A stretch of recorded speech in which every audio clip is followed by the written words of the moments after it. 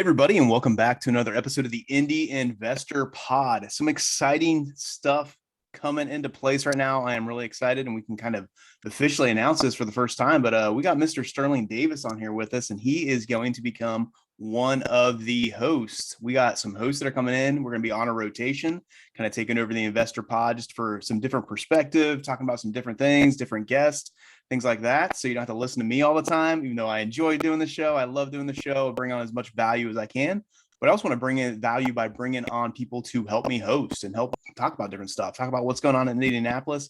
And Sterling does an amazing job. I know he has been on here multiple times as a guest, but he is ready to kind of take the reins and start hosting some shows himself. So Sterling, how's it going, man? Great, man. Really pumped about this.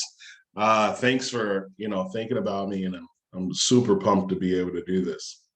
Yeah. So I wanted to kind of take this episode. I want to kind of, announce this and stuff like that, and kind of feature you a little bit. So I feel like every time I have you on, we're talking about a lot of neighborhood stuff, a lot of property management stuff, which is always fun and things. We always get some good value, man. But I want to kind of dig into you a little bit today, and just kind of give the listeners a little bit about kind of like what's your background, how you got into what you're doing, and and where you want to take the show. Like on some of the episodes you're hosting, we've kind of divided it up between us and some of the guests or some of the hosts of what we're going to talk about, we're going to be featuring and things like that.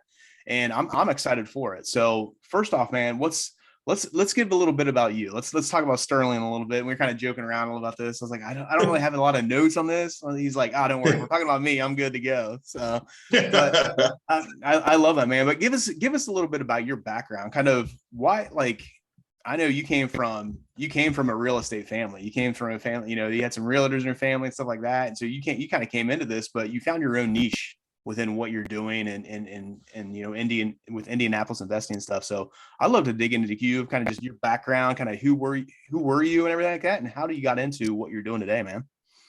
Yeah, so awesome. Thanks for having me. Also, always really pumped to be able to on here, man. We've been, I think talking and doing things like this for years now. So it really feels good to kind of start carving out my own lane with the Indy Investor Pod.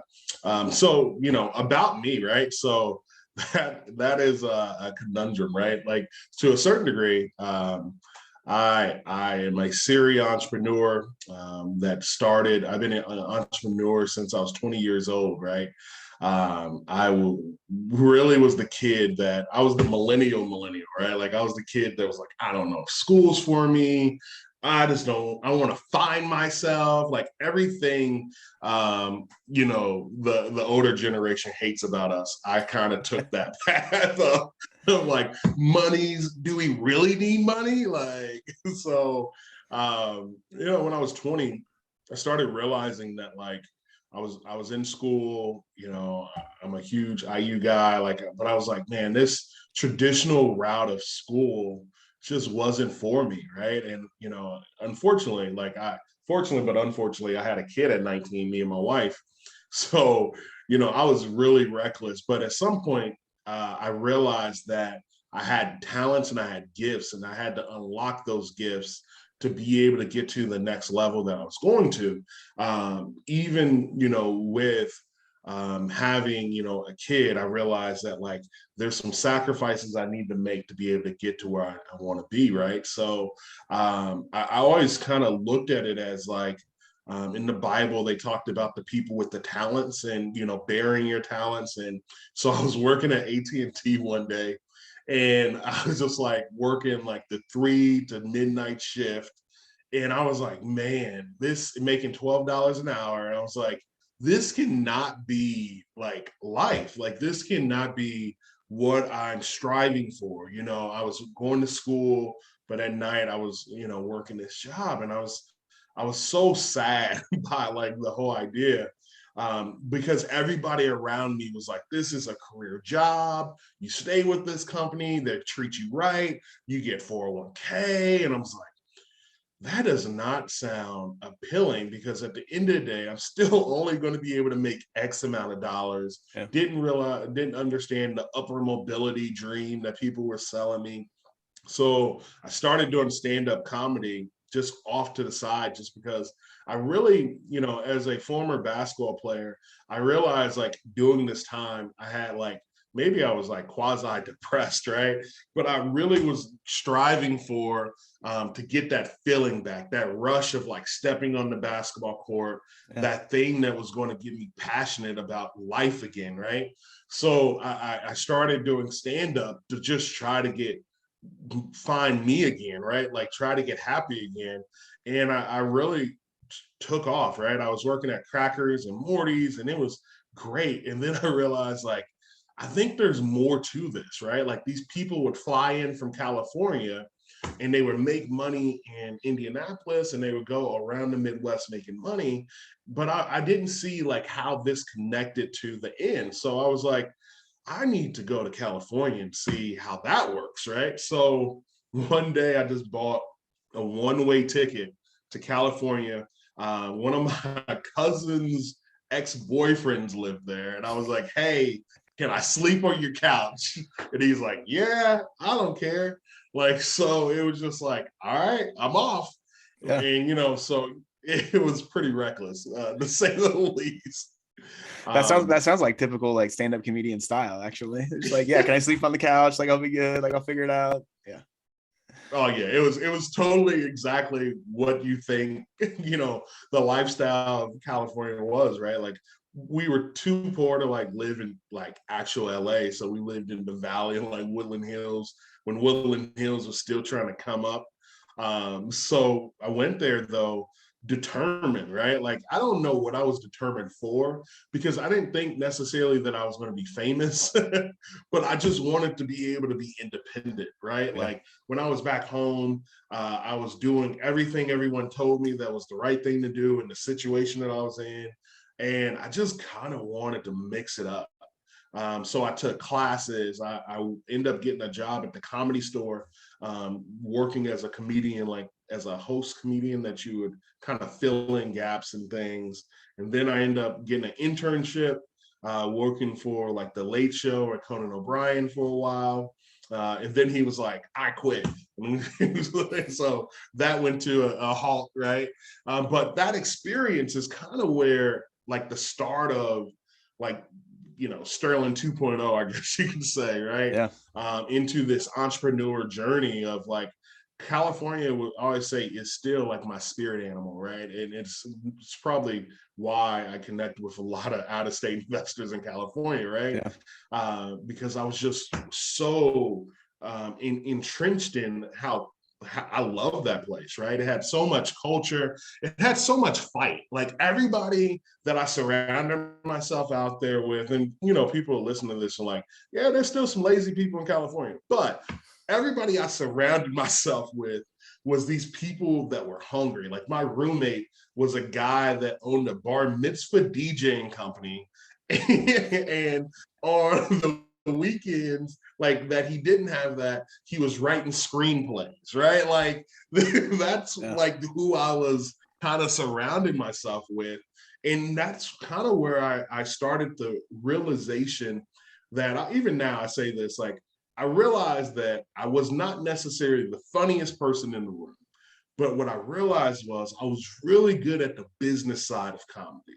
Yeah. I realized that I could get myself into a room. If I, hey, you want to pack out this room, I'll help promote it, how much time will I get on stage, right? So I realized that part of it I was really good at. But the part of like making people laugh consistently, and then it became a job. I'm like, all right, as a millennial, I'm like, I don't like this as much. Yeah. But I was able to, take what I used, move on. So when you tell people like that part of your story, people know that about you. How often is your like the first question, like, all right, give me your funniest joke, like make me laugh? Number one question, right? Number one question. This is like a quasi-Christian podcast, so I'm going to stay away from it. I think our first podcast that we ever did, me, you, and Brett, I think I told one of my jokes. I was like, yeah, I probably should have done that. All good. So I do got to ask too, the guy that your cousin that or who was it? Your cousin that you're living with, or your buddy that you're living with, that had the bar mitzvah DJing company. Was he Jewish even? No, he's black. Black. Even better. Yeah. Yeah, You got like to he's find a black where you fit in. So yeah. dude. Like he made so much money, and it was funny because like bar mitzvahs is kind of seasonal to a certain degree, right? Like so, this dude would be like sitting on the couch. I'm like, what you doing today? I'm watching Law and Order, and they're like, yes, got a deposit, and then like, yeah, he's it's a huge business out there. Yeah. He only did, like he found a very specific niche, and he blew it up. But he's one time I went with him. He's a performer. He sung, he danced, he put on a show. Yeah. It was pretty cool. Yeah. So all I can envision is like Wedding Singer by Adam Sandler, like him, like. Yeah. So, oh man, it was it's just like that. Yeah. Yeah.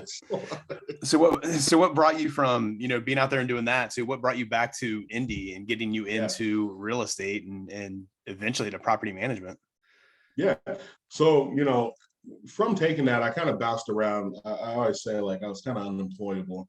And, as I started looking and searching, like Brian said, I think I was really running away from my dreams, right? Like my parents were brokers. They've been brokers for 35 years. My board number is 3 digits, right? Like they've been doing this for a while. So my mom always expressed me, get in real estate. And I was like, no, I don't know. So I finally started exploring. Sat down with my godfather, who is an entrepreneur. He's probably the guy that probably has shaped me and mentored me the most. And I was kind of did some different business ideas, and they didn't necessarily pan out. But me and him were talking one day, and I was kind of working a business plan for his real estate investments and things. And he said to me, Sterling, you should just buy my real estate investments myself for yourself. And I said, well, that's funny. I would, but I have this small problem. I'm broke, and he's like, well, buy them on land contract. You do the exact plan that you put together for them, and you do them yourself. Put your money, put your actions where your mouth is, and to a certain degree, your money. And I was like, all right, I'll do that. So it's kind of how I first got started. Was my first 6 properties that I ever bought were from my godfather, because he had an issue in his business where he was holding these. They were becoming liabilities because they were not performing. He just needed them getting performing. So it worked out, man. I got into that, start realizing like, all right, maybe I should get a property manager. And then I realized like, man, there's a real need for property managers, right? Like this is 10 years ago. And every property manager I came across were like older people. They worked on Excel sheets and lacked technology. And one of the things that, I loved about like all the other businesses that I kind of explored, and I had a bus wrap transportation company that I had and I sold. And all of these were companies that were lacking in like some way, like technology, or it was a clear, the market was behind in some form or fashion, right? And it's the same thing I kind of saw inside property management, where it was delayed inside of it, right? And so I saw that as an opportunity. I kind of, for the last year, been managing my rental properties. I executed the plan.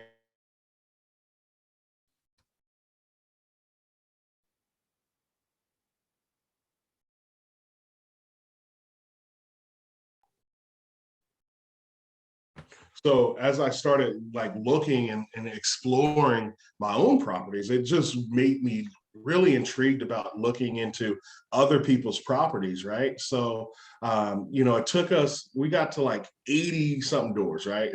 in 3 years. And it really wasn't about growth then. It was more about the exploration of how to improve the segment of the market. And then 3 years later, I mean, within the first 3 years, I started looking at growth opportunities. What did that look like? Hired a business coach specifically for property management growth. His name is Jason Hall. He's with DoorGrow. And, you know, in the property management industry, you either love Jason or you hate Jason. And I think for me, I would say Jason did exactly what I needed at that moment, right? Yeah. He's perfect for the guy that's trying to get over 100 doors, doesn't know how to get over 100 doors, and he helped accelerate our growth, right? So we went from 100, 86 doors to 300 doors in 3 months, Yeah. right? So real quick, let me add one point to that too, because I think a lot of entrepreneurs, a lot of business people sometimes they miss that part of it, of like, sometimes you need to work with a coach or a consultant or something for a year, or only like 2 years. There's an expiration date on a lot of things, just because like they can only take you to a certain spot. But knowing when to realize, like, okay, I need something different, or I need to get involved in something different. And just knowing that too, of like, sometimes it's okay to mix things up. Like, you don't have to work with the same coach for 10 years in a row, because sometimes it is just like, hey, I just need something different. I need a different spin. I need somebody to look at it differently. I need somebody to talk to me differently, that kind of thing. So yeah, like you said, I love that you put that in there. I'm just like, hey, he was the perfect person to get you to where you needed to be. And that's how you looked at it. That's how you viewed it. That's a great spot for people to be in his business, to understand that. Yeah, I think, inside of entrepreneur, whatever segment you're in, you can have people talk negative about certain people and things, and it kind of becomes the narrative. And I think with him, like, that's what really helped me. But also, it's the same thing when we got to 700 doors, right? We dropped down to 500 doors, and I brought in like more of um, a systems engineer coach, right? And so that's what we needed then, right? Like, we didn't need to grow anymore. We needed a system engineer, like, to be able to say, this is the process. All right. And it was brutal. Like, we literally sat on Zoom and he recorded like our processes. And then he would come back and be like, all right, here's your process sheet. Like, how do we implement it? And I'm like, so no, you're absolutely right. I mean, inside of property management, inside of investing, I think the one thing that I would say, when I first started in property management, there was a lot of people in property management that wasn't necessarily a business. Yeah. Like, they were doing property management, but they weren't necessarily a business of property management. They didn't have branding. They didn't have like an actual accounting company, or you had like coming into our market. I mean, PMI only had one PMI. Now they have 3 to 4 PMIs, right? Yeah. So you kind of see the in the last 10 years, the growth of like even the franchises when it came to property management. And I think that's kind of the same thing when you see in investing in Indianapolis. There were a lot of mom and pops, and I think there's still a lot of mom and pops, but a lot of corporate investors are people that are kind of branded themselves as corporate investors, has entered into our market as well. Yeah, 100%. Definitely see that going. And I'm just reverting back to like wholesalers and things like that, where I see it as the same thing too. Is like, okay, are you wholesaling, or do you have a business? Do you want to create a business out of it and you can go with it from there? Or they'll say like, oh, I'm an investor. Well, are you really investing money? Are you looking for the return, or are you just getting paid? Like, there's a big difference of getting paid and investing, and then like also just like doing some deals and having a business and wanting to grow it and things like that too. So and that all plays into like, do you know what that long-term plan is and stuff? And sometimes that long-term plan changes. Sometimes the short-term plan changes, and knowing when to adjust and knowing when to reevaluate that stuff, looking at data, looking at the analytics, systematizing things like you're talking about. Like, it's all part of, you want that to be in that growing business. Like, do you want to operate it as a business, and that's whether you want to do it. Even if you just want to be hands off, like, I don't want a business. I just want a rental portfolio. Like, that's awesome. Yeah. Right. Then find somebody that can run the business side of it for you. Yeah. Right.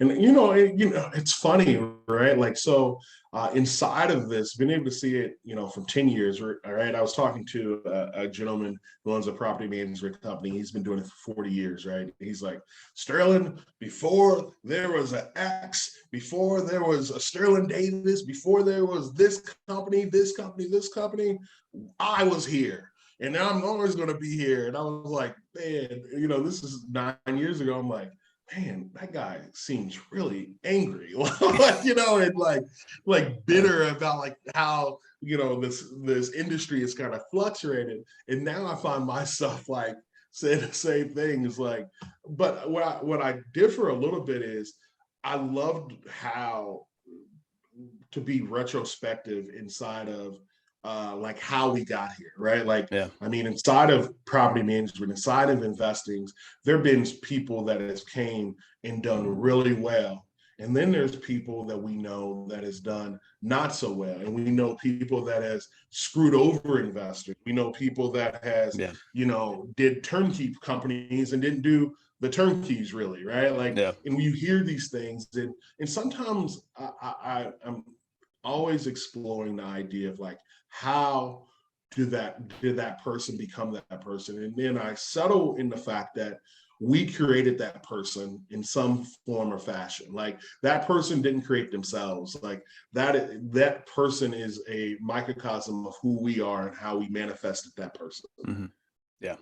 So, I mean, that's one of the biggest reasons that we started this Indy Investor Pod in general, just to do our best to educate people, of talk to them about, hey, what questions should you be asking? Like, be careful of this. And hey, here's what's going on in this neighborhood. And that's the whole idea behind what we're doing to, like you said, it's a microcosm of kind of what we cause. And we all see it of once one person does something and they put it out there like, oh man, I made, $20,000 doing this just in, a week. Then 50 people are going to try to do that. Or, hey, this is how I'm burning this property. This is what worked for me. Well, it worked for you in that neighborhood at that time with that bank. It doesn't necessarily work in, all over the place and stuff like that. So that's really the reason that we started doing this podcast. And I do feel like we've got a lot of positive feedback on, and a lot of people that have benefited from some of the stuff that I've said on here, you've said on here, and all of our guests have said on here and stuff. So Sterling, what are you excited about? And like, where do you want to take this show? So when you're hosting your shows and you got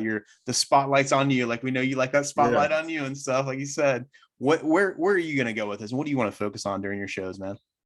Yeah, great question. And so at the heart of who I am, in the mission of ethosity and the mission of color blocks syndication and the mission of everything, all comes down to my one why. And my one why is to enhance the quality of my community. Yeah.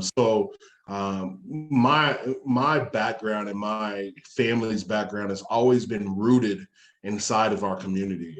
My grandmother is no high school degree, but she was the president of IPS school board here locally, right? Yeah. So I grew up in Riverside, Indiana, in Riverside Park area, right?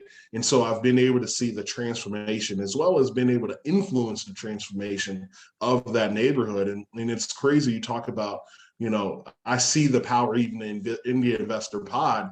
I mentioned Riverside one time and I got like 50 calls like, what do you know about this place? Right? So when it comes to what I want to be able to offer to this podcast is being able to connect with people that I connect with on a daily basis, and being able to see how these communities that have been, undervalued or utilized and under resourced, and some of the great pioneers that are assisting to enhance it, from the community activists to the people that are helping on this on the CDC boards, to just people that are entrenched inside of improving these communities. And indirectly what that does is, and this is what helps me as an investor, it helps me understand where the growth in the urban development is happening inside of Indiana. Yeah.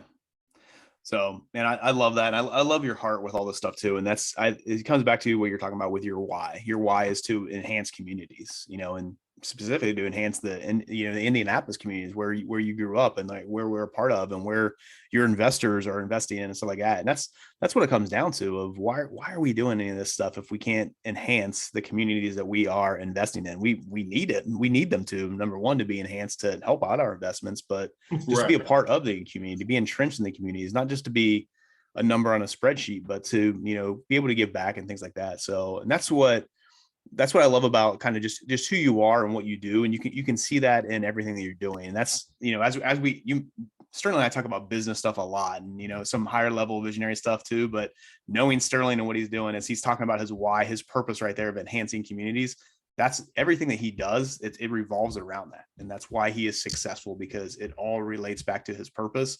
It's a lot easier to be excited about something, to put your joy into something, to even push through something when things get difficult, when it all relates back to that purpose. So man, I love that. That's exciting stuff. Anything that you can preview for us on like I know, are you what types of guests are you gonna have on, or what are you thinking? What's in your mind right now, brother? Yeah, so we're going to have some really great guests, anywhere from people that are investors that came from nothing to something, right? We have Eric Armstrong, who is a highly successful business person, but a failed drug dealer, right? Yeah. Right, like in being able to see that growth, but being able to see how he navigated the Indiana investment market, right? For somebody that has gone from flipping houses, and then he bought one building, and that one building spawned into now 6 to 7 Airbnbs, right? Yeah. That's what I want to be able to do. Ashley Gervitz, who is a community activist. I shouldn't say activist because that seems like a label that people are like, Yeah. whoa, what is that? Well, she's a community fighter, right? Yeah. She's somebody She that's has enhancing the helped. communities. Yeah. She's enhancing the community, right? She has helped the community when in these places that have food deserts. She's bought grocery stores to people that she has bought First Merchant Bank inside Martindale Brightwood, right? I mean Yeah. Arlington Woods area. She has helped and led that initiative. So people like that are who we're going to be talking with, because I love people that are passionate about their community as well. But you can see the tree is bearing the fruit. Yeah. Why?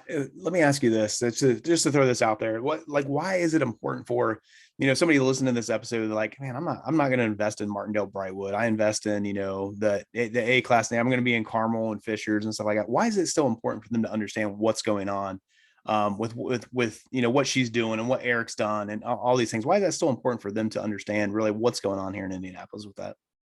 Yeah, because honestly, I think it's all reciprocal Mhm. because what you see, and this is one of the things I love talking about. Brian knows this, right? It's just the ebb and flow of our communities and how they go from, the great flight where people left the inner city and they went to the suburbs, Yeah. and now people are leaving the suburbs and they're moving to the inner city, right? So if you're not seeing this, like this reciprocal value, that you're going to miss out on great opportunities, right? Like I remember 5 years ago, I was like, Riverside's my neighborhood. Riverside is, going to be a place for growth. And I think at the time I owned about 10 properties there. And people were on the Facebook group laughing. They're like, Yeah. nah, it's trash.